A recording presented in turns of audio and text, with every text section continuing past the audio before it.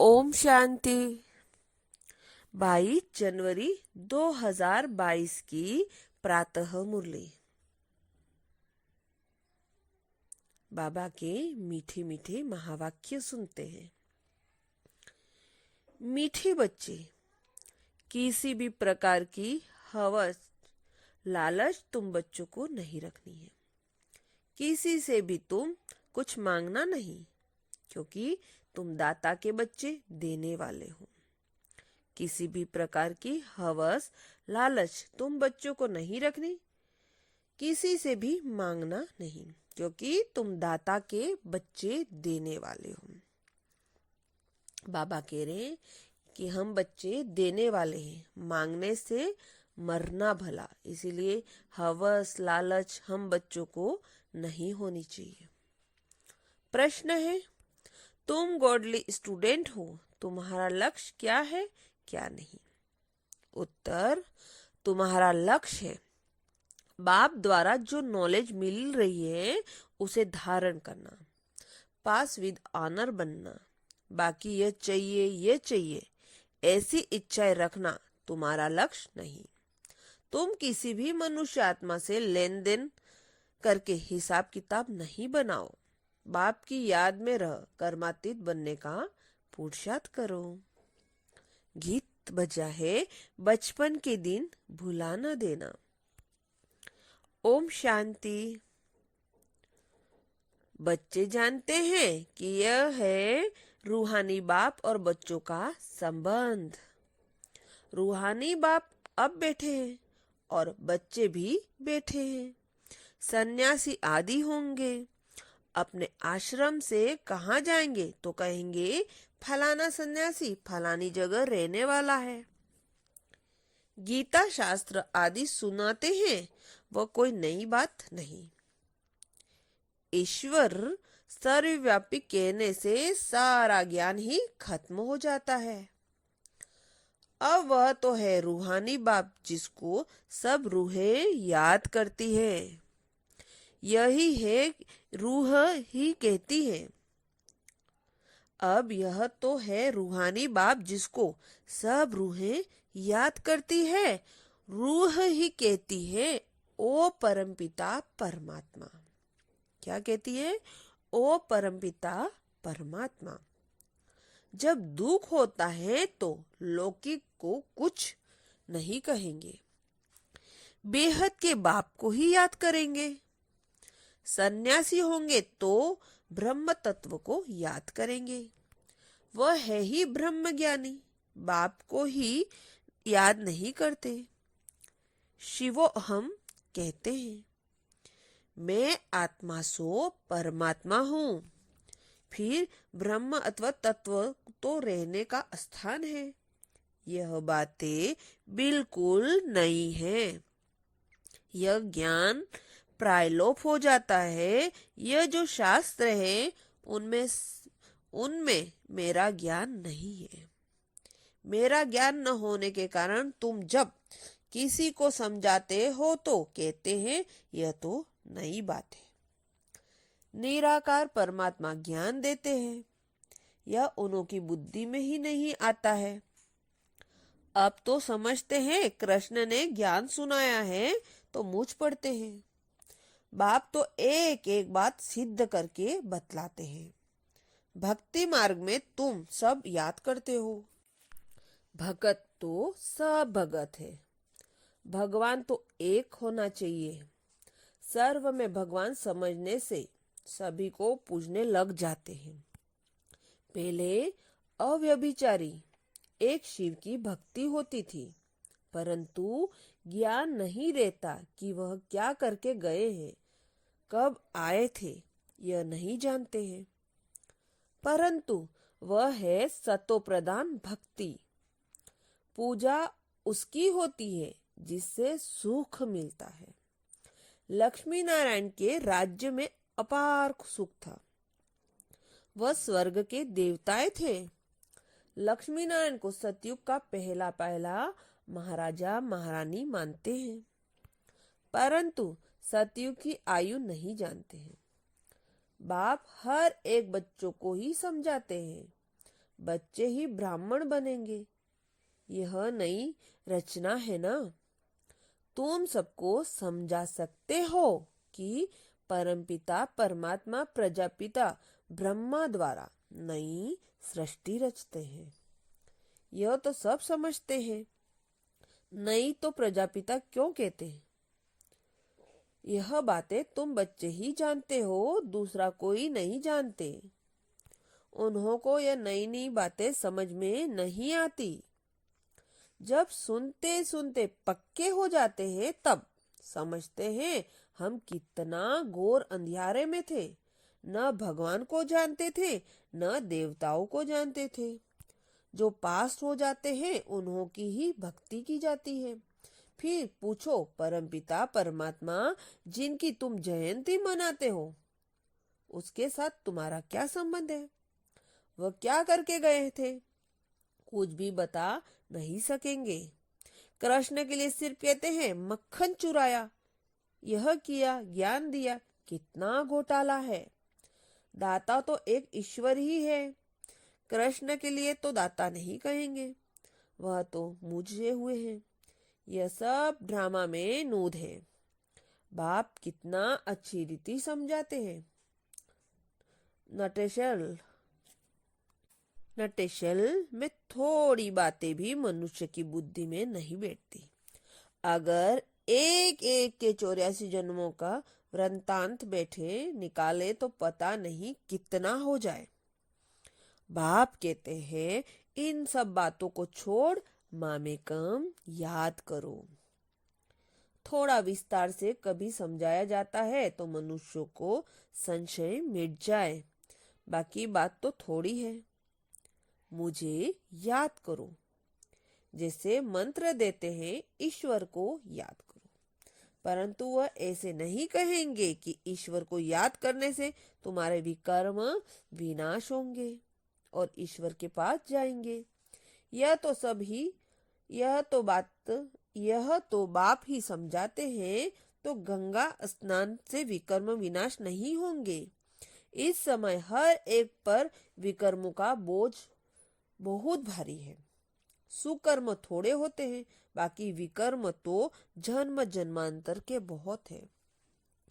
कितना ज्ञान और योग में रहते हैं तो भी इतने विकर्म हैं तो छूटते ही नहीं। जब कर्मातीत बन जाएंगे फिर जो तुमको नया जन्म नहीं मिलेगा। और अगर कुछ विकर्म रहे हुए होंगे तो पुरानी दुनिया में ही दूसरा जन्म लेना पड़ेगा। ज्ञान तो बच्चों को बहुत अच्छा मिल रहा है। बाप कहते हैं और कुछ नहीं समझते हो तो बाप को याद करो। इससे भी सेकंड में स्वर्ग की बादशाही मिल जाएगी। एक कहानी भी है खुदा दोस्त की। एक रोज के लिए बादशाही देते थे।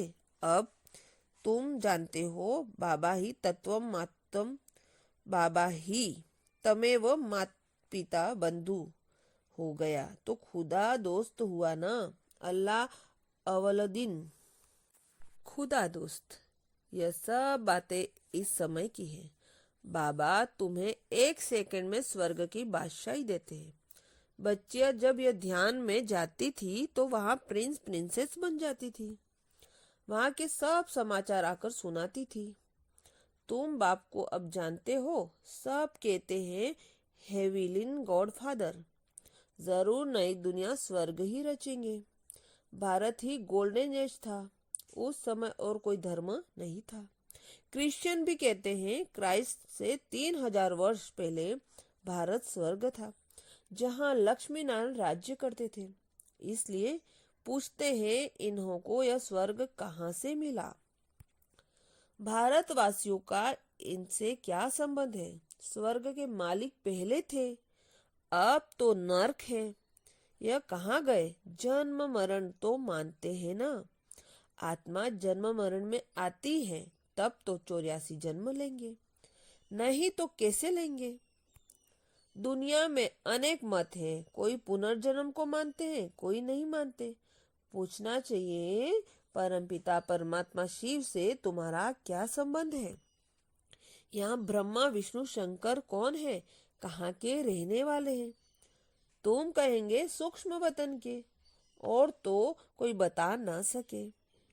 तुम्हारे लिए तो कितना सहज है, माताओं को तो कोई नौकरी आदि का फुरना नहीं है, घर में रहने वाली है, कोई धंधे धोरी का हंगामा नहीं है, बाप से वर्षा लेना है।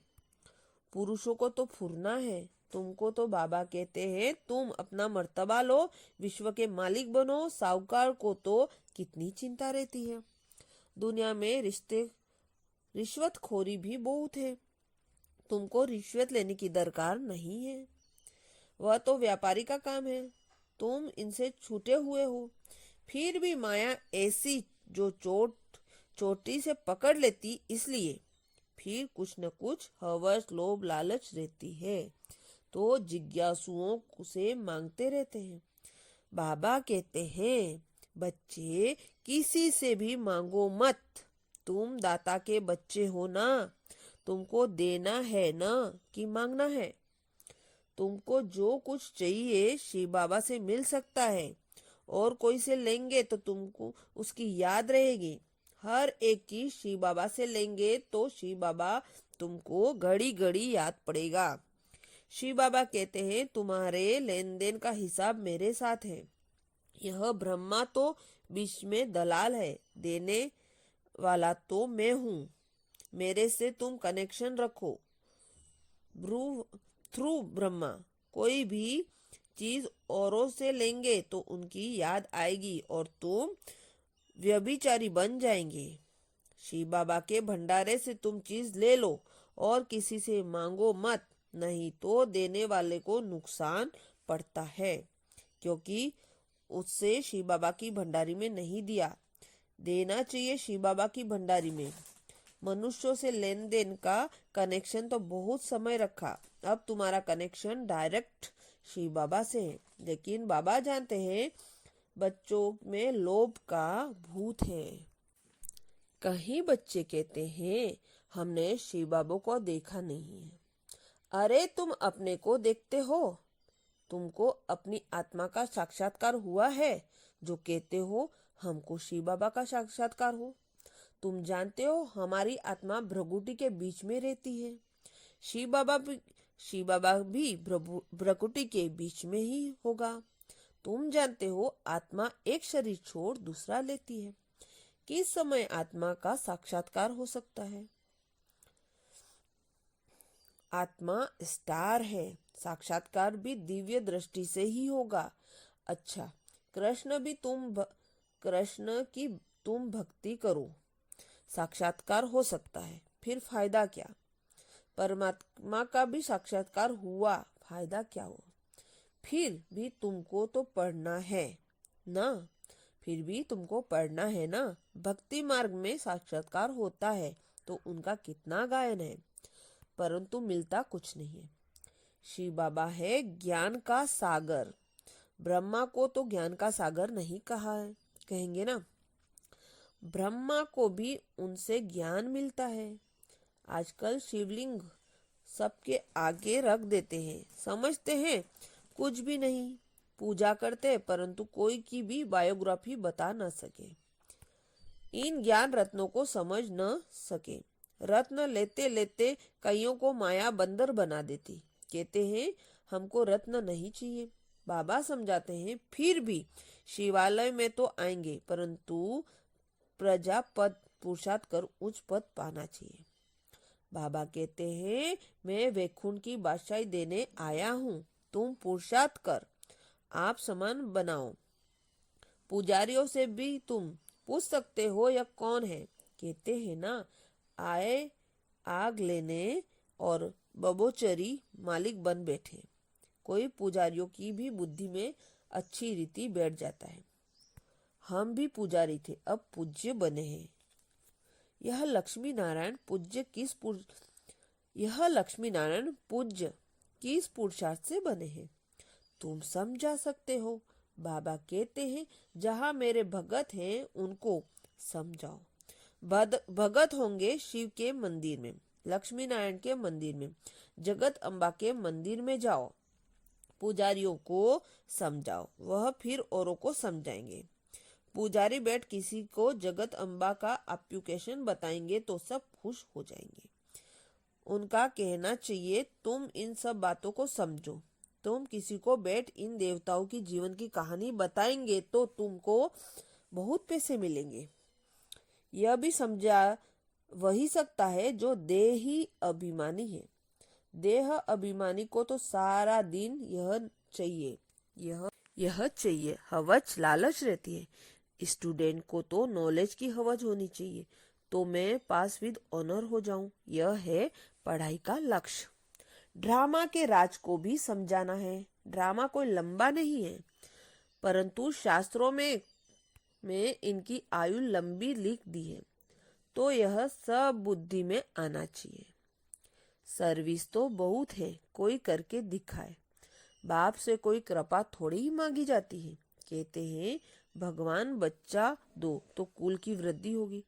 अरे बाप तो अपने कुल की वृद्धि कर रहे हैं, इस समय फिर देवता कुल की वृद्धि हो रही है, अभी ईश्वरीय कुल की वृद्धि होती है। तुम भी ईश्वरीय संतान हो तो बाप समझाते हैं यह सब इच्छाएं छोड़ एक बाप को याद करो।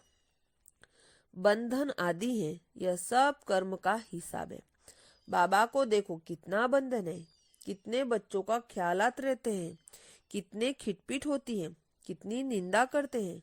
दिस सर्विस करना सहज है, सर्विस करना बहुत मुश्किल है।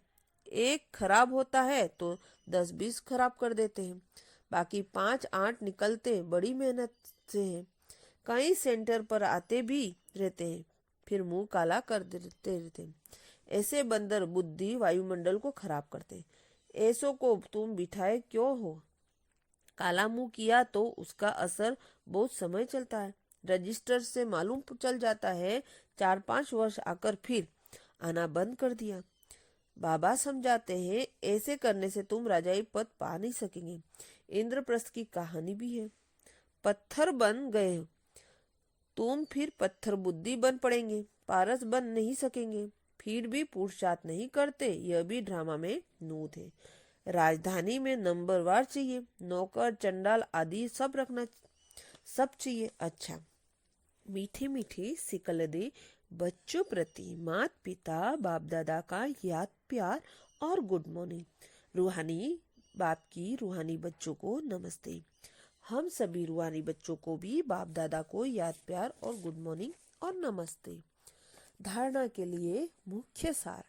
पहला है लौकिक सब इच्छाएं छोड़ ईश्वरीय कुल की वृद्धि करने में मददगार बनना है। कोई भी डिसर्विस का काम नहीं करना है। लौकिक सब इच्छाएं छोड़ ईश्वरीय कुल की वृद्धि करने में मददगार बनना है। कोई भी डिसर्विस का काम नहीं करना। दूसरा है लेन देन का कनेक्शन एक बाप से रखना, किसी देहधारी से नहीं। लेन देन का कनेक्शन एक बाप से रखना है, किसी देहधारी से नहीं। वरदान चारों ओर की हलचल के समय अव्यक्त स्थिति व अशरीरी बनने का अभ्यास द्वारा विजयी भव। चारों ओर की हलचल के समय अव्यक्त स्थिति व अशरीरी बनने के अभ्यास द्वारा विजयी भव। डिटेल है लास्ट समय में चारों ओर व्यक्तियों का प्रकृति का हलचल और आवाज होगा, चिल्लाने का हिलाने का वायुमंडल होगा। ऐसे समय पर सेकंड में अव्यक्त फरिश्ता सो निराकारी अशरीरी आत्मा हूं। यह अभ्यास ही विजय बनाएगा। इसलिए बहुत समय का अभ्यास हो कि मालिक बन, जब चाहे मुख द्वारा साज बजाए चाहे तो कानों द्वारा सुने। अगर नहीं चाहो तो सेकंड में स्टॉप। नहीं अभ्यास सिमरणी अर्थात विजय माला में ले आएगा। स्लोगन पुरुषार्थ को तीव्र करना है तो अलबेलेपन के लूज स्क्रू को टाइट करो। पुरुषार्थ को तीव्र करना है तो अलबेलेपन के लूज स्क्रू को टाइट करो। शुक्रिया बाबा, शुक्रिया। ओम शांति।